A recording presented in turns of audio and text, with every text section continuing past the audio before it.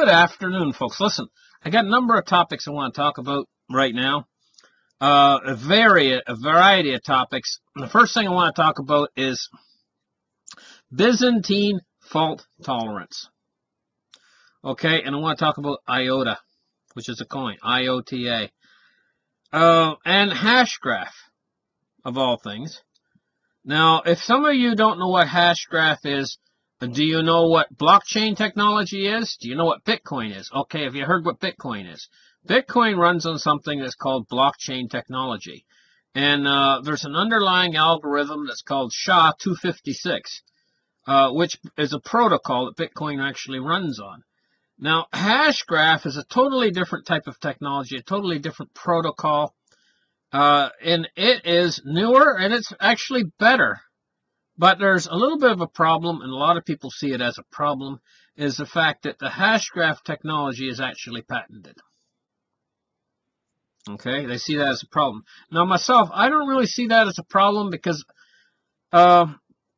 this does not make the coins that are going to run on Hashgraph. This will not make those coins centralized. The coins can still be a decentralized cryptography type currency that can run on Hashgraph. It can still be decentralized, and it can still be patented technology, the Hashgraph technology, because the Hashgraph is actually the underlying protocol. It's not the actual coin itself. So you're not gonna. I don't think you'll see a coin that's actually called Hashgraph. You might. But you're probably going to have a coin that runs on Hashgraph. See, Hashgraph is like the SHA-256 protocol that Bitcoin runs on, which is the blockchain protocol.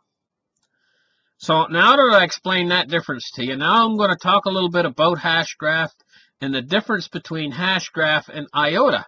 Now, IOTA is one of the most progressive, one of the coins that is in the blockchain type technology that's the most progressive and the most ahead of its time.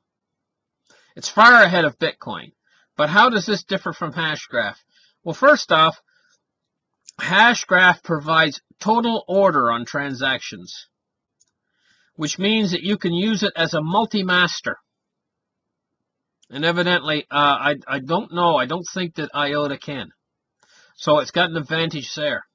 Second advantage is Hashgraph is Byzantine fault tolerant. Now, Byzantine fault tolerance is very important because to establish a consensus network and to attempt to design a set of market incentives that ensure that participants won't attempt to defraud the system. This is a defrauding mechanism and so what it says here is Hashgraph is Byzantine fault tolerant, means that Hashgraph is not something that you can defraud because it solves the Byzantine general's problem. So that's what Byzantine fault tolerance means. Now the next thing is Hashgraph does not require proof of work, and this is one of the things that make it so that Bitcoin and these other coins take up so much electricity and so much computer power is they require proof of work. Coins like Bitcoin. And this actually is an antiquated feature. It's like a feature that would be on a Model T car, and what we're talking about now is a modern car, like say let's say a Ford Focus, right? Compared to a Ford Model T. If you were to compare them on the highway right now, a brand new Ford Focus or a late model Ford Focus to a Model T, the Ford Focus could pass the Model T and it'd just be like nothing. It'd just be a blur going by the Model T. It's that much better. But what happened is when the automobiles were being created, slowly we progressed in the technology until we have the cars we have today, which are a tremendous improvement over the older cars, like the Model T. The Model T is a piece of nostalgia, and this is what Bitcoin will become, as a piece of nostalgia. Because this car, if this was a car, this would be like the difference between, talking the difference between Hashgraph and Bitcoin, is like talking the difference between a Model T and a brand new Ford Focus. Okay? And so Hashgraph does not require proof of work. Hashgraph reaches 100% certainty on the order of transactions. Hashgraph handles partitions, which is important for how well it will work at scale. So what we're looking for here with these new Hashgraph coins coming out, we're going to be looking for these new Hashgraph coins because the first ones that come out could possibly have first mover advantage. Now you remember what Bitcoin did with blockchain technology with the first mover advantage. People went out there and invested $20 and they ended up having like 7,000 Bitcoins for $20. And you see what happened to it. If you can get in on first mover advantage. Now, there's something to consider here. If you see an ICO that's a Hashgraph ICO, right? Which means initial coin offering. So they're offering you the coins at an initial low price. You better be careful that it's really, truly Hashgraph and it's not some sort of blockchain technology impostoring itself as Hashgraph, and it's not just a bunch of guys out there looking to make a quick buck with the same old blockchain technology telling you it's Hashgraph. You better be careful, because it might be a bunch of shysters out there, a bunch of charlatans out there looking to take a quick buck by offering an ICO, and they're saying it's Hashgraph and it's nothing more than blockchain. You better watch out for this. Okay? But if you can get in on the real Hashgraph coins, it's going to be the real good Hashgraph coins. Well, it might have first mover advantage. And I'm just saying, okay? So now let's move on and talk about something else here. We're going to talk about the Exchange Stabilization Fund. And I'll tell you why we're talking about this is we're facing a crisis that's coming up. And I believe that part of the government, maybe not the Exchange Stabilization Fund, but part of the government, not long ago, they came in and they rescued us when we had this last 10% correction in the markets. I believe that correction could have got much, much worse. But they came in and they were able to stop it. And they used, I think it was 11 billion or something that they came in and they were able to stop the correction. Now things have stabilized, and the problem that caused the market crash in the first place has been priced in.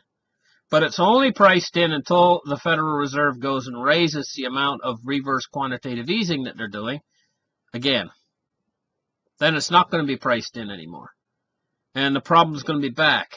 And why we're talking about this Exchange Stabilization Fund is it's very possible, it is possible that that's the fund that they use to stop the last correction. But if not, it's a fund that they probably will be willing to use to stop a further correction. So how much have they got in this Exchange Stabilization Fund? The Exchange Stabilization Fund is an emergency reserve fund of the United States Treasury Department, normally used for foreign exchange intervention. The arrangement, okay, it says basically here, as of October 2009, the fund held assets worth $105 billion, including $58 billion of special drawing rights from the International Monetary Fund. So, rounding it off, let's round it off, and let's say they got $200 billion. Okay? This Exchange Stabilization Fund was established by the Treasury Department by a provision of the Gold Reserve Act of January 31st, 1934, and how it began operations in April of 1934, it was financed by $2 billion of the paper profit the government realized from raising the price of gold in 1935. Now, here's what happened. The government stole that $2 billion that they put in the Exchange Stabilization Fund. Why they say they stole it is they come in and they forced people to sell their gold at $20.67. They said, gold's illegal, sell it all to us, right now. We'll give you $20 an ounce, which back then, $20 an ounce was a lot of money per ounce.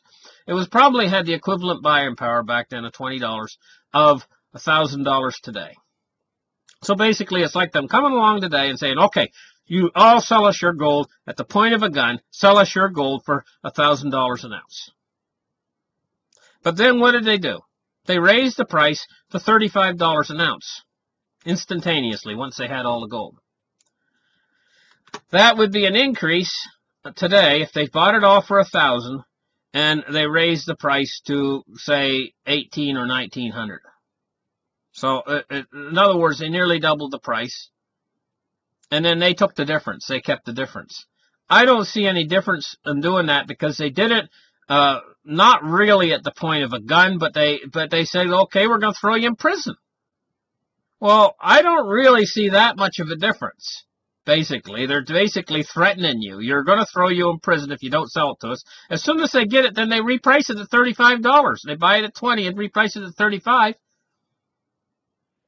That's crooked. That's crooked what they did. And then they took that money and they used it for this exchange stabilization fund so that they can fund more crooked operations. This is the way I see it. Anyway, so let's move on. And what I'm really getting at here. What I'm really getting at here is even though they've got all of their crooked operations, here's the thing. Here's the thing in a nutshell.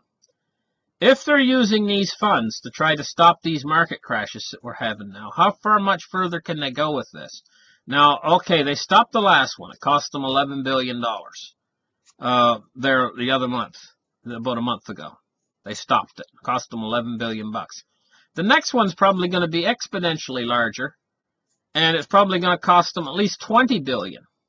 Well, they got 200 billion roughly to play with here in their exchange stabilization fund from the money that they crooked years ago. You know, so here's the thing.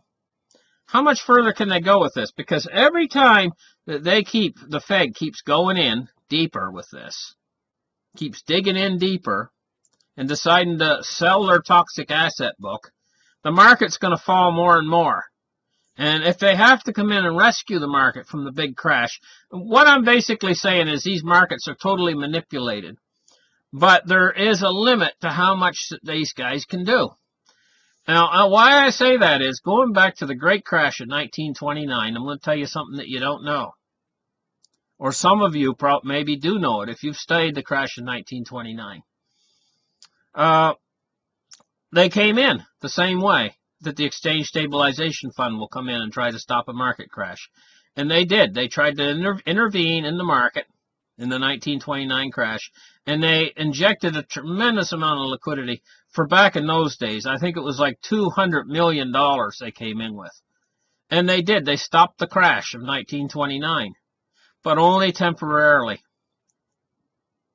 When the markets really want to go, when they really are, the fear enters in. These guys can't stop it anymore. At a certain point, they can't stop it. And markets will go back to fair market value. They will. They'll snap back to fair market value. Because direct intervention only works so far. In the end, it's a game where you're pushing on a string in the end. And you can only carry it so far. And so we're reaching the end of this rope at this point. We're almost to the final conclusion of this thing, and they're going to have to throw in everything they got, and in the end they'll throw in the towel, and the market will still crash on them. How far can they go, though? This is the question. This is what I'm getting at in this show. How far can they push this envelope? Can they they're raising it to 30 billion. If they pull back and they say, hey, you know what?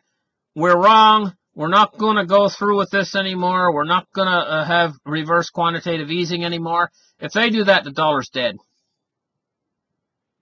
If they do that, the dollar's dead. And they know it. Why do you think that that Powell is constantly pushing on this string, even though they're pushing on the string? Why they're doing it is to reverse at this point is the death of the dollar anyway. And so by doing it, by continuing at it, even though it's not working, what they're doing is they're buying time until the crash. And they're going to try to buy as much time as they can by injecting money into the markets, by doing backdoor quantitative easing, unsterilized monetization from whatever source that they can find it, and perhaps one of the sources is the Exchange Stabilization Fund. They got $200 billion to play with here. Perhaps that they can hold this thing off a little bit longer, and that's the point we're at this point. We are at the point where they are just basically holding this thing back by pure monetization, monetizing it secretly behind the scenes.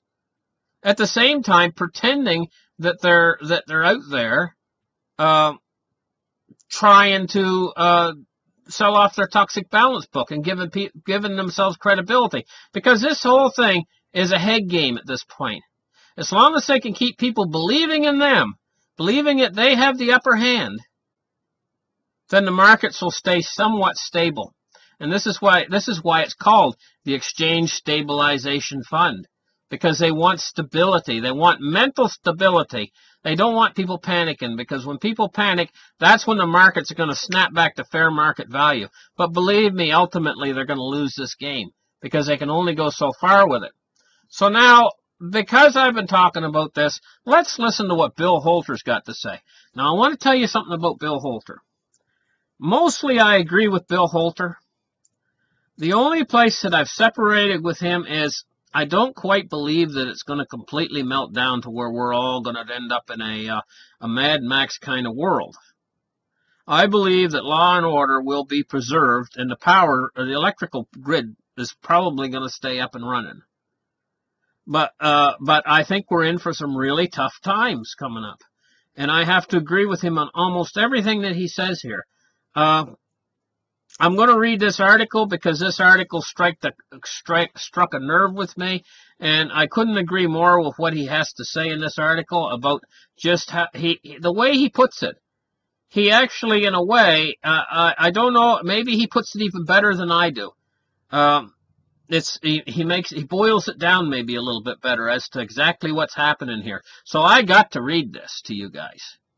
It says, by Bill Holter, how often have you heard the phrase, the government will never let it happen? It almost doesn't matter what the topic is that you are talking about. Nothing bad can ever really happen. Or so is thought. The reason, of course, is because we are so many years into MOPE, management of perspective economics. No matter what has happened in the past, the media, Wall Street, and the government have consistently spun the narrative to lead to the perspective. MOPE has been with us for such a long time, it is not surprising to the public is conditioned into believing nothing bad will ever happen. We could go through the exercise of how and even why MOPE came about, but that might end up being a novel. Rather, I believe there is a core how and why. Put simply, MOPE became a necessity to protect the ability for the United States to borrow and to issue the dollar as the world reserve currency. This topic, by the way, is a chicken or the egg question, but really no longer matters as we are on the very late innings of the credit game. Now see, I couldn't agree with that more. We're in the final stages of this credit boom. And the credit boom, when it ends, next comes the bust. And I'll go on where he reads, you see, the United States has run a budget deficit every year since 1960, which means they had to borrow funds to keep the doors open and the machines running. Foreigners provided for many years to cover the shortfall, and also willingly, for the most part, accepted and used U.S. dollars for trade. Rather than live within their means, the United States fell into a trap of borrowing more and more to pay back past debt, and more new debt, not allowing living standards to clear. Mother Nature saw this and began to drain the treasury of gold in the late 1960s, which led to the U.S. defaulting on August 5th, 1971, which kicked off the need for MOPE. Fast forward to the present. Credit has been used all these years to fund MOPE, which created the need for even more credit, dollars issued, and thus the further need to manage perspectives. The Treasury market and the ability to issue dollars as payment for trade deficits are the core reasons for all the lies and subterfuge these many years. Without the ability to borrow new funds or the ability to create dollars that are accepted for the import of real goods, the U.S. would be completely cooked. The result would have been and will be much higher interest rates and far lower exchange rates, purchasing powers. In other words, we've overlived our means for many years. Adjusting to a real and sustainable standard of living will be seen as complete collapse, even though it will only be levels that were natural in the first place. The above leads us to what has happened over the last few years and where the U.S. is now. The world embarked on quantitative easing some 9 years ago. The rest of the world went along with it, or so it was considered, an experiment. It was not an experiment. Plain and simple, it was monetization. A real and sustainable financial market, the real economy, generates earnings and cash flow sufficient for investment. This is no longer the case. The real economy has been usurped by the needs of a financial economy via central bank monetization, bluntly because the financial markets have become more important than the real economy. All stops have been pulled and no limits exist on supporting the bank credit and the ability to extend the Ponzi scheme. Now here's the thing, he's right on the money. This is a gigantic Ponzi scheme. And if you know anything about Ponzi schemes, you know they keep growing and growing until finally in the end they collapse. And it's not pretty. I was first exposed to Ponzi schemes when I was just a youngster. I was probably 12 years old or something like that. And I used to live down in Central Florida. And what happened was this guy came along and he had something that was called the earthworm business. And he had these red earthworms. And he said that they were going to be used for the fishing industry. And he said, okay, he said, you buy a bin, what he called a bin, which was 20 pounds of worms, and a big bin to keep them in, and pay me $1,000, which back then was a lot of money. And he said, I'll give you a contract, and I'll buy all the worms you can produce from that bin. I'll buy them for $4 a pound. So what he did was, he sold the first few bins to a few investors, right? And what they did was they ended up selling him back the worms that they were creating. So every 2 weeks, they were producing like 20, each bin was producing like 20 pounds of worms every 2 weeks. And he was buying them all back, just like he said. He gave them the contract. And he was buying all the worms back for them. And they were very happy because they were making all kinds of money. So they went and told all their friends, hey, you know, this is a real business. This guy is buying all these earthworms, and he's selling them to people who fish or whatever, you know. But the reality of the situation was he was buying those earthworms back, and he was using them to sell to new prospective customers. That's where the demand was. The demand was only in the fact that he was buying them back to make new earthworm bins to sell more bins. And so what happened was he wanted all the worms he could get to sell to new people that were going to come in and want more bins. So this is what happened. They all started streaming in. Everybody told their friends, hey, it's a great business. And they all come streaming in and wanted their bins. So the next thing you know, there's hundreds of people coming in wanting earthworms, wanting bins and growing earthworms. And he was buying earthworms like crazy. And everybody said, oh, how great the earthworm business is. It's the greatest business there ever was and all this kind of stuff. Right? And it was growing really fast, and they could show everybody how it was growing and how many earthworms he was buying and all this kind of stuff. Oh, the greatest business ever. And he just kept growing and making more and more money. But at a certain point in this game that he was playing with these earthworms, and more earthworms were coming in than he needed. Can you guess what happened? He split with the money. Right? And it's nothing more than the same scheme that they've been pulling for ages and ages with the snake oil salesmen and stuff that used to come into a town and make it look like they had a viable business. This is the same scheme, actually, that China's running on right now with their real estate industry and their shadow banking industry. And this is what we've been running on. This is what we've been actually building for the last 30 years is this same scheme here, and it's all ready to pop at this point, all over the entire earth. So then when Bill Holder calls it a Ponzi scheme, believe me, he knows exactly what he's talking about. So let's move on. It says, over the last few years, serious inroads have been made into the use and acceptance of dollars for trade. We have chronicled it, along with the way it looks, and the big one will be later this month when China begins to trade yuan for oil on the 26th. China also peaked in their holdings, maybe not coincidentally, of U.S. Treasuries over 4 years ago. They now hold 10% fewer U.S. Treasuries than they did at the end of 2013. The question needs to be asked, who will buy U.S. Treasuries at the very moment U.S. borrowing needs look to be exploding? The answer, of course, is no one.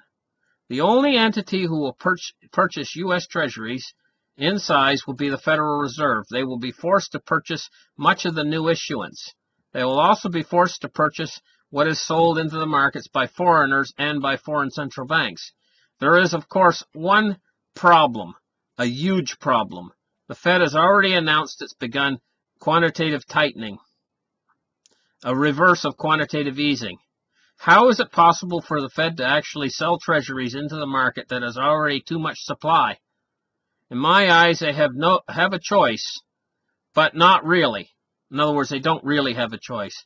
They can continue to lower their balance sheet and allow treasury auctions to fail with not enough bidders, along with outright sales from foreigners. This will result in interest rates clearing at God knows what level, maybe 7% or higher, which will destroy the last of our real economy and topple the grotesque financial leverage. Or they will hypermonetize and reverse again the outright quantitative easing. You know what's interesting here? He's using the term hypermonetization that I've used for this. I find that interesting. I wonder who actually first coined that term. But that's what it's going to be. It's going to be hypermonetization. They're going to take that route. And he says here, or they will hypermonetize and reverse again to outright quantitative easing. I believe they're going to take the hypermonetizing route because they don't want to be held accountable for what would happen if they don't. It's very simple. And I mean, I laugh a little bit, but I can just picture them being held accountable, and that's why I laugh. They're not going to be held accountable. This would be devastating to them, and they're not going to face that. They're not going to face the piper. The bottom line is this, he says. They must monetize, or interest rates will begin to clear. This option will usher in the end of the dollar because the dollar holders will not want to be the ones holding the bag. The Fed cannot support the dollar with the issuance of new dollars, as this creates more supply. Because the Fed holds almost no foreign currency and probably even less gold, they own nothing they can sell to purchase dollars with. I've said this for many years. The dollar is the ultimate Achilles heel because the Fed cannot support both financial markets and the dollar at the same time. For a while, and with the use of MOP, they have done this, but issuing new dollars to buy dollars is a formula with only one Weimar-like ending. There you go. Leads to the final conclusion. A Weimar Germany-like ending. And believe me, they've reached the end of the game now. This is coming, and it's coming very fast. That's why at this point I've focused on this. My channel is starting to actually focus on this more and more, on this issue. I'm doing a lot of shows about it. It's because we're getting so close now with what the Fed's doing, and they can't back off. They've painted themselves into a corner. If they back off, we're going to go right into hyperinflation. If they continue this, it's going to take we're going to go into hyperinflation. I don't know which way actually at this point we'd go into hyperinflation quicker, but we're heading toward hyperinflation. We're heading there fast. It's almost like if you were going down a river and you can hear the rapids up ahead, and you know that we're going to go over the falls, almost just around the bend. That's where it is. So listen, thank you guys for listening. Like and subscribe, and we'll catch you in the next show. Bye.